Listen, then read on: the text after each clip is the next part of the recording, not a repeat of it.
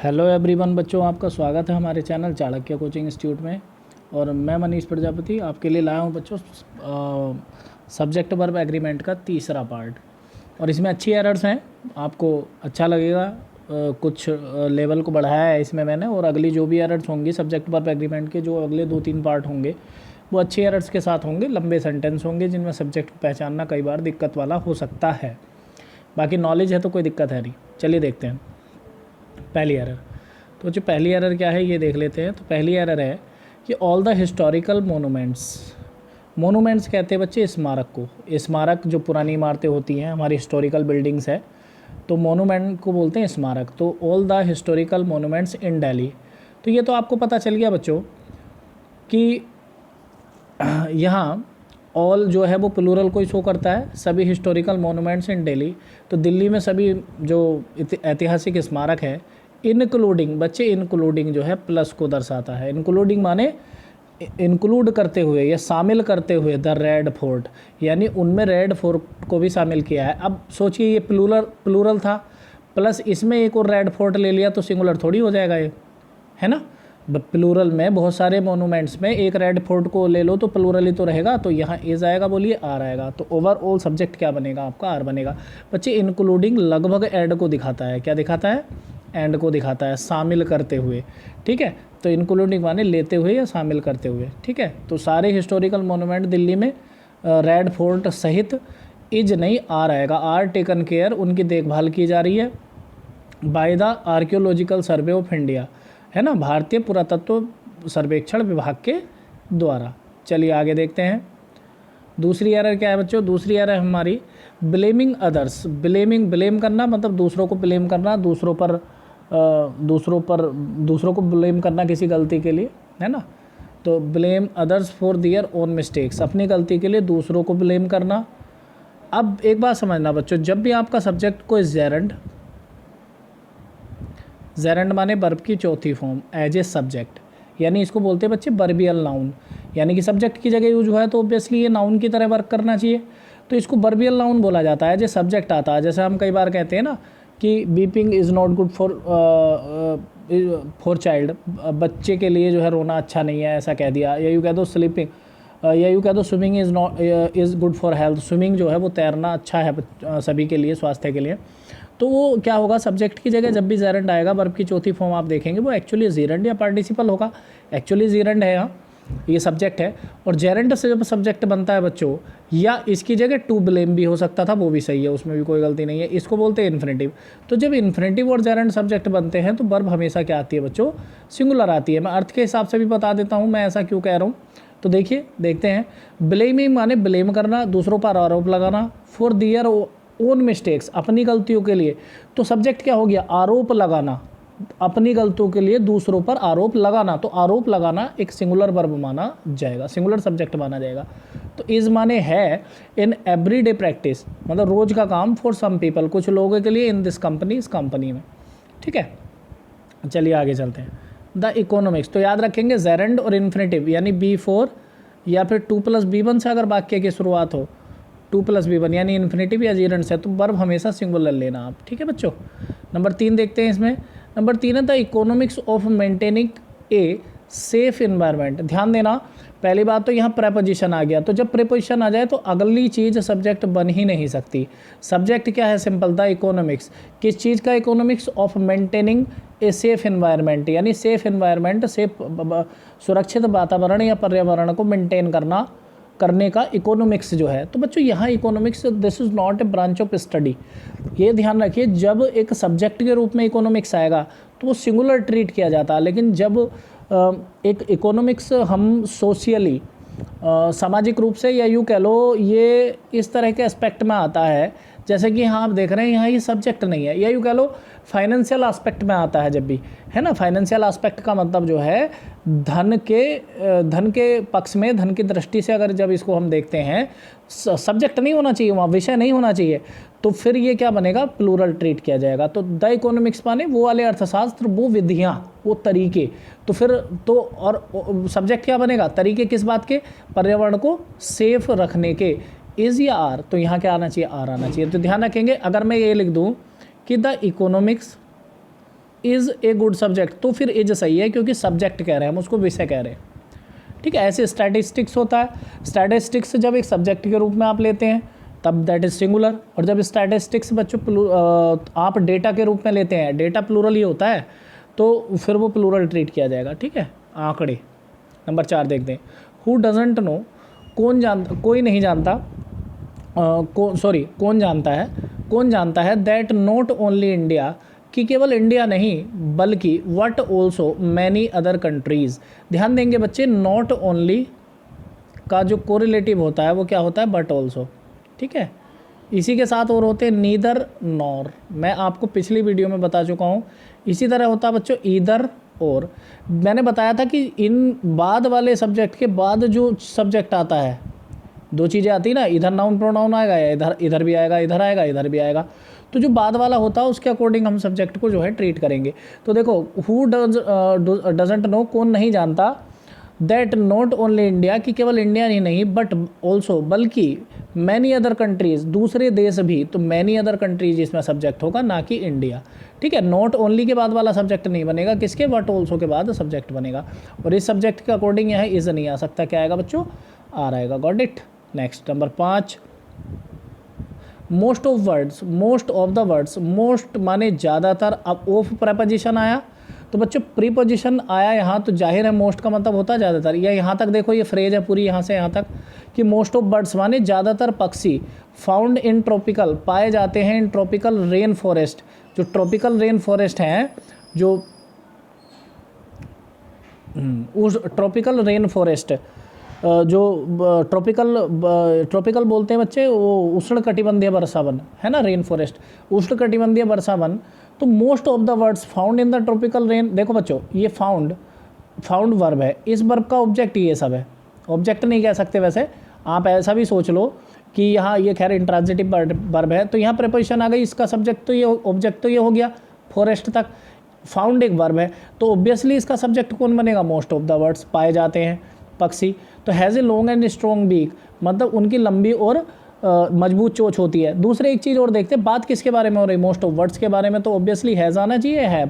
भाई लंबी और मजबूत चोंच कौन रखते हैं, मोस्ट ऑफ द वर्ड्स, ज़्यादातर पक्षी प्लूरल होगा तो हैज़ नहीं आएगा, हैव आएगा। चलो भाई बच्चों आगे देखते हैं। 6 नंबर है, it is believed that everyone expect, ये ऐसा विश्वास किया जाता है, दैट एवरीवन एक्सपेक्ट, हर कोई एक्सपेक्ट माने उम्मीद करता है बच्चे, everyone except for, oh sorry except, यहाँ ये एक्सपेक्ट पढ़ रहा था मैं, एक्सेप्ट है, एक्सेप्ट माने के सिवाय, है ना, के अलावा। और एक होता है बच्चे यहाँ ACCEPT, वो होता स्वीकार करना, और एक होता है बच्चे आस्पेक्ट, ये होता नज़रिया, है ना, दृष्टि या पक्ष, तरीका। ठीक है, तो ये ध्यान रखना, ये एक्सेप्ट है, एक्सेप्ट माने के सिवाय, ये है एक्सेप्ट स्वीकार करना, और ये है आस्पेक्ट माने नज़रिया, तो 3 होते हैं, ध्यान रखेंगे। 6 देखते हैं, इट इज़ बिलीव्ड दैट, ऐसा विश्वास किया जाता है कि everyone except for the manager and the secretary. तो देखो बच्चों दैट लग गया तो ऑब्वियसली ये कंजंक्शन इस वाक्य का, देखो दैट जो होता है सबऑर्डिनेट क्लाउज होता है, तो इस वाक्य का कोई मतलब नहीं है यहाँ इस वाली वर्ब से। यहाँ अगर आप देखेंगे, क्योंकि यहाँ सब्जेक्ट है एवरीवन एक्सेप्ट फॉर, तो एक्सेप्ट फॉर का मतलब होता है को छोड़कर या के सिवाय, मैनेजर और सेक्रेटरी के सिवाय। जब वही एक्सेप्ट फॉर का मतलब माइनस है तो ये तो कभी सब्जेक्ट नहीं, क्योंकि इनको तो छोड़ना है, तो सब्जेक्ट कौन बनेगा बच्चों, एवरीवन, हर कोई, किसके अलावा, मैनेजर और सेक्रेटरी के अलावा, हैज़ बीन अरेस्टेड, अरेस्ट किया गया, तो कौन, एवरीवन, और एवरीवन हो, ईच हो, नीदर हो, ईदर हो, इनके साथ हैव नहीं आता बच्चों, हैज़ आता है। तो एक्सेप्ट फॉर का मतलब है को छोड़कर, तो जिसको छोड़ दिया वो सब्जेक्ट हो ही नहीं सकता कभी भी। ठीक है, आगे देखते हैं। Number 7, our team has been faced with such situation many time before, so nobody needs to panic. तो बच्चों यहाँ आवर टीम की अगर बात करते हैं तो टीम के लिए हैज़ सही है, टीम के साथ हैव आ सकता था जब हम टीम का ऐसा कोई एस्पेक्ट, ऐसा कोई नज़रिया देखते जहाँ टीम हमें 2 भागों में बटी हुई, विचारों में मतभेद में बटी हुई थी। मैंने आपको बताया था टीम हो, ज्यूरी हो, है ना, काउंसिल हो, पार्लियामेंट हो, तो जब कोई ये विभाजित दिखाई देंगी, हमें विचारों में मतभेद दिखाई देगा, तब इनके साथ प्लूरल यूज करते, नहीं तो सिंगुलर। तो इस वाक्य में ऐसा कुछ है नहीं, तो हैज़ बिल्कुल सही है, कोई गलती नहीं है। बाकी ये एरर बच्चे आती नहीं है इस तरह की आजकल, जिनमें प्रॉब्लम दिखाई देती है कि इनको हम सिंगुलर माने प्लूरल, क्योंकि कई राइटर्स में भी मतभेद है इनको लेके।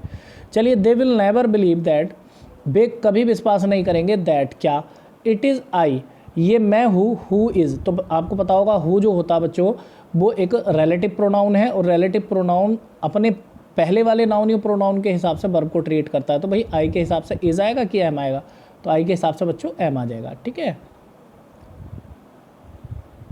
Number 9, more than one wars. पहली बात तो यहाँ गलती है, बार्स नहीं आएगा क्योंकि बन लगा है, बन वार आएगा। दूसरी बात बच्चे, जब भी आपको ये वाला स्ट्रक्चर दिखाई दे मोर देन वन और प्लस नाउन, तो समझ लीजिए बच्चों आपको सिंगुलर वर्ब ही यूज करनी होगी।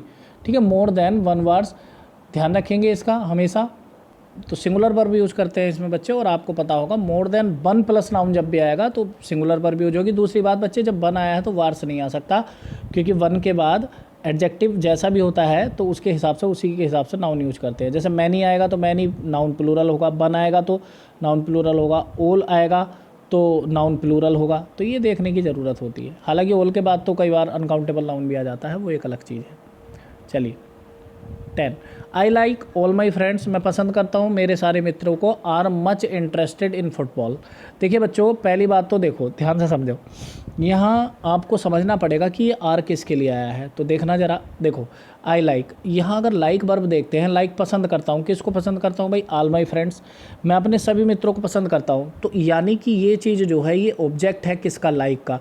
और बच्चे जो चीज़ किसी का ऑब्जेक्ट बन जाती है फिर वो किसी का सब्जेक्ट नहीं बनती। इसका मतलब आर जो आया है वो आई के लिए आया है। इट्स मीन, कहने का मतलब ये है कि यहाँ जो है ये जो दो वर्ब हैं लाइक और आर, तो इनके लिए केवल एक ही सब्जेक्ट है, और वो सब्जेक्ट कौन है, आई। तो आई के हिसाब से आर नहीं आएगा, एम आएगा। फिर से एक बार समझ लीजिए जिन लोगों को समझ नहीं आया, अगर आप देखते हैं कि आर ऑल माई फ्रेंड्स के लिए आया है, तो बच्चे किसी भी वाक्य के अंदर एक चीज़ या तो ऑब्जेक्ट बन सकती है, सब्जेक्ट। जब लाइक का ऑब्जेक्ट बन, भाई पसंद करते हैं, क्या पसंद करते हैं, मैं क्या पसंद करता हूँ, ऑल माई फ्रेंड्स, तो जब ये ऑब्जेक्ट बन चुका है लाइक का, तो ये फिर इसका सब्जेक्ट नहीं बन पाएगा। तो इसका मतलब ये वर्ब आई क्यों है, ये वर्ब आई है बच्चे सब्जेक्ट के लिए, और सब्जेक्ट के लिए आर नहीं लगाएंगे, एम लगाएंगे। I am much interested in football, मैं सब मित्रों को पसंद करता हूँ, और I am much interested in football, तो मैं फुटबॉल में, चूँकि आई जो है 2 बार लिखते इसलिए 1 बार लिख दिया, तो यहाँ आर की जगह एम कर दीजिए। चलिए, cattle, cattle was first domesticated by man in Neolithic times, है ना। तो आपको पता होगा कैटल जो है, कैटल कहते हैं मवेशियों को, पशुओं को, जैसे गाय है, भैंस है, तो ये सब आते हैं कैटल में। तो इसमें लिखा है डोमेस्टिकेटेड माने पालतू, जो मानव के द्वारा कंट्रोल करे गए, पाले गए, बाय मैन आदमी के द्वारा, इन न्यूलिथिक टाइम, न्यूलिथिक कहते हैं नवपाषाण काल को, है ना। नवपाषाण काल का पता होगा आपको, न्यूलिथिक एज बोलते हैं, जिसमें पत्थर का प्रयोग, आग का प्रयोग, सॉरी पत्थर का नहीं, आग का प्रयोग, कुल्हाड़ी का प्रयोग वगैरह किया गया था, उसको न्यूलिथिक एज बोलते हैं ना। ठीक है, चलिए खैर, बाकी हाँ, अब देखिए कैटल नाउन जो होता है ये ऑलरेडी प्लूरल होता है। क्या होता है, ऑलरेडी प्लूरल होता है बच्चों। और कैटल में ना तो कैटल्स बना सकते हैं, ना ही इसको सिंगुलर ट्रीट कर सकते हैं, ये ध्यान रखना। ये प्लूरल वर्ड होता है, प्लूरल नाउन।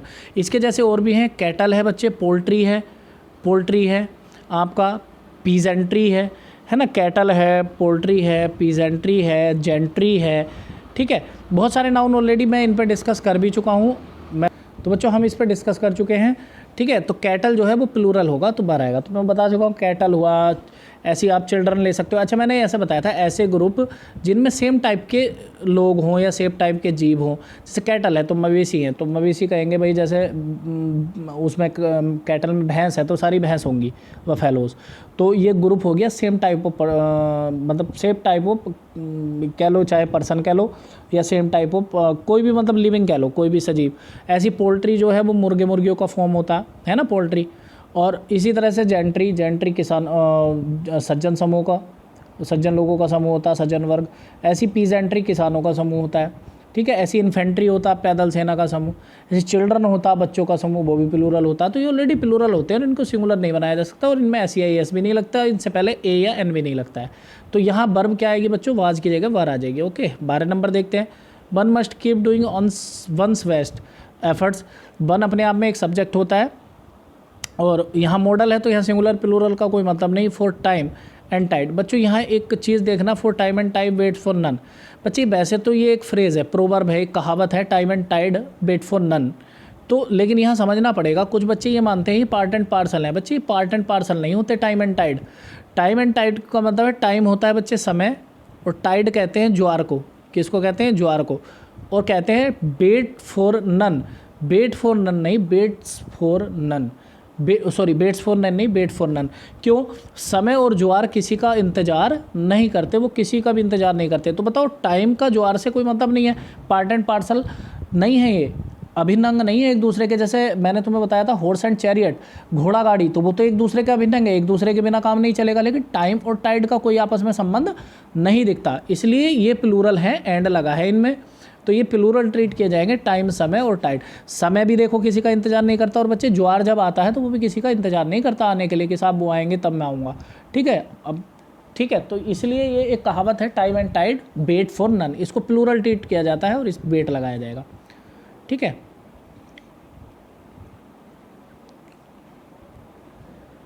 13 the unemployed. देखो ये भी एक बहुत बढ़िया बात है, अनएम्प्लॉयड। अनएम्प्लॉयड माने बेरोजगार, जिन पे एम्प्लॉयमेंट नहीं है। ठीक है, तो अनएम्प्लॉयड बोलते बेरोजगारों को। अनएम्प्लॉयड अगर आप देखोगे बच्चों, अनएम्प्लॉयड, तो आपको ये एक एडजेक्टिव लगेगा, बेरोजगार। आपको अगर आपको एडजेक्टिव की पहचान करनी है तो ध्यान रखें, उसके पीछे कोई नाउन लगा के देख लो। जैसे बेरोजगार आदमी, काला कौवा, है ना, सुंदर लड़की, सुंदर लड़का, ठीक है, अंधा व्यक्ति। तो जितने भी ये पहले लगे हैं शुरू में, अंधा, सुंदर, तो ये सारे के सारे एडजेक्टिव हैं। एडजेक्टिव की पहचान ऐसे ही करना। हालांकि 2-4 शब्द ऐसे हैं जो इस लॉजिक पे फिट नहीं बैठते, नहीं तो 99% एडजेक्टिव ऐसे ही पहचान लेना आप हिंदी में। ठीक है बच्चों, अब अनएम्प्लॉयड माने बेरोजगार, तो बेरोजगार एक एडजेक्टिव है। लेकिन पता है एडजेक्टिव कभी भी सब्जेक्ट नहीं बन सकते। लेकिन देखो इनका भी एक फंडा होता है, जब भी बच्चे एडजेक्टिव के सामने आर्टिकल द लगा देते हैं, आप आर्टिकल द लगा देंगे जब भी, तो एक चीज़ आएगी, और वो क्या है कि द प्लस एडजेक्टिव एक स्ट्रक्चर बना लेते हो, और वो नाउन का स्ट्रक्चर बना लेते हो, और किस तरह के नाउन का? प्लूरल नाउन की तरह बिहेव करते हैं। फिर वो ध्यान से समझो, द प्लस एडजेक्टिव जब भी आप लगाओगे तो वो प्लूरल नाउन की तरह बिहेव करेंगे। क्योंकि आप सोचिए, अगर मैं इसका द हटा दूँ, ये एडजेक्टिव रह जाएगा, और एडजेक्टिव कभी भी किसी वर्ब का सब्जेक्ट नहीं बनते। सब्जेक्ट केवल नाउन या फिर बच्चों प्रोनाउन ही बनते हैं, ध्यान रखेंगे। तो द जब भी एडजेक्टिव के सामने लगेगा तो समझ लो प्लूरल नाउन की तरह बिहेव करेगा। तो ऑब्वियसली वर्ब भी कैसी लेगा? सब्जेक्ट वर्ब अग्रीमेंट के अकॉर्डिंग प्लूरल लेगा। तो इज आना चाहिए कि आर आना चाहिए? आर आना चाहिए। यहाँ द अनएम्प्लॉयमेंट का मतलब, अनएम्प्लॉयड का मतलब हो जाएगा बेरोजगार लोग। ऐसी बच्चे अगर मैं लिख दूँ द पुअर, तो द पुअर का मतलब हो जाएगा गरीब लोग। ऐसी मैं कह दूँ द रिच, तो इसका मतलब हो जाएगा अमीर लोग। लेकिन ध्यान रखना, अगर मैं कह दूँ द पुअर मैन, तो ये द फिर पुअर के लिए नहीं आया है, द फिर मैन के लिए आया है। ठीक है, बात समझना। चलिए 14 number, as we have got just a single seat left vacant either you or your friend. मैंने अभी बताया आइदर और हो, नीदर नोर हो, या फिर नॉट ओनली बट ऑल्सो हो। इनमें 2 सब्जेक्ट होते हैं। देखो ईदर के बाद यू लगा है, और के बाद योर फ्रेंड। बताओ वर्ब किसके अकॉर्डिंग आनी चाहिए? योर फ्रेंड के अकॉर्डिंग। तो आर आना चाहिए कि इज आना चाहिए? इज आएगा बच्चों, ध्यान से समझ लेना। देयर, मैंने बताया था देयर के बाद जो वर्ब होती है, ये वर्ब है यहाँ तक, हैज़ नेवर बीन, तो उस वर्ब के तुरंत बाद सब्जेक्ट होता है। तो ये है सब्जेक्ट, मैनी केसेस। अब बताओ मैनी केसेस सिंगुलर होगा या प्लूरल? मैनी केसेस माने बहुत सारे केस, तो हैज़ आना चाहिए, हैव आना चाहिए। जैसे there are 500 students in my class, मेरी क्लास में 500 विद्यार्थी है। तो बताओ आर जो लगा है वो देयर के हिसाब से थोड़ी लगा, 500 स्टूडेंट्स के हिसाब से लगा। अगर मैं कह दूँ there is one note in my pocket, एक नोट है मेरी जेब में, तो इज लगाओ देयर के साथ। 16 the officers are looking for a certain guests who were missing from the party. Officers के साथ आर है, कोई दिक्कत नहीं। सर्टेन दूसरी वर्ब बर आई है, तो हु के हिसाब से बर आया है, क्योंकि उससे पहले गेस्ट है, गेस्ट प्लूरल है, गेस्ट्स मेहमान, हु के साथ बर। तो हु जो है अपने शुरू वाले नाउन इसके गेस्ट के अकॉर्डिंग वर्ब लगाएगा। ये बिल्कुल सही है, इसमें कोई एरर नहीं है। 17 नंबर देखते हैं। ओहो ये क्या हुआ? 17 नंबर है बच्चों, the peon reported to the principal. Peon ने जो है रिपोर्ट दी प्रिंसिपल को, that every student along with his parents. आपको लगेगा एवरी स्टूडेंट्स अलोंग विद, भाई हर विद्यार्थी अपने माता पिता के साथ बर नहीं बच्चों, मैंने बताया था अलोंग विद हो या टुगेदर विद हो। ध्यान देना, अलोंग विद हो या टुगेदर विद हो, इनमें हमेशा जो सब्जेक्ट होगा वो इनसे पहले वाला होगा, यानी एवरी स्टूडेंट। और मैंने बताया एवरी ईच जब भी आ जाए तो वर्ब कैसी लगाना, सिंगुलर। तो एवरी स्टूडेंट्स के हिसाब से वर्ब कैसी आएगी, वाज या वर, तो बच्चों वाज आएगी। ओके, आगे देखते हैं 18 number. I the plaintiff has strong belief in our judicial system and hence expect in expedition trial of the case. बच्चों देखो समझो ज़रा, आई द प्लेंटिफ, ये जो कोमे देख रहे हो ना तुम, कोमे, तो इसका क्या मतलब होता है, इसका मतलब होता है मैं, द प्लेंटिफ, जो प्लेंटिफ हूँ। प्लेंटिफ किसको कहते हैं, मुद्दई या वादी को। वादी किसको बोलते हैं, जैसे आप हो तो आपने किसी के अगेंस्ट में जाके कोर्ट में याचिका दायर कर दी, केस फाइल कर दिया, तो आप क्या कहे जाएंगे, आप प्लेंटिफ कहे जाएंगे, मुद्दई या वादी, इसको बोलते हैं कोर्ट की भाषा में वादी या मुद्दई। आप याचिका करता है तो उसको प्लेंटिफ बोलते हैं। देखो बच्चे, जब भी कोमा लगा हुआ आएगा आई के बाद, तो ये जो चीज़ होगी ये इसको डिफाइन कर रही होगी कि इसको, प्रोनाउन को, लेकिन इसमें एक्चुअल सब्जेक्ट जो रहेगा वो आई रहेगा। अब आप बताइए हैज़ आएगा या है। जैसे मैं कर दूं ये आई ए टीचर, तो बच्चे ए टीचर जो है किसको कह रहे हैं, ए, मैं जो एक टीचर हूँ, तो सब्जेक्ट तो तब भी मैं रहूँगा ना, आई रहेगा, तो ध्यान देंगे इस बात पे। चलिए 19 देखते हैं बच्चों।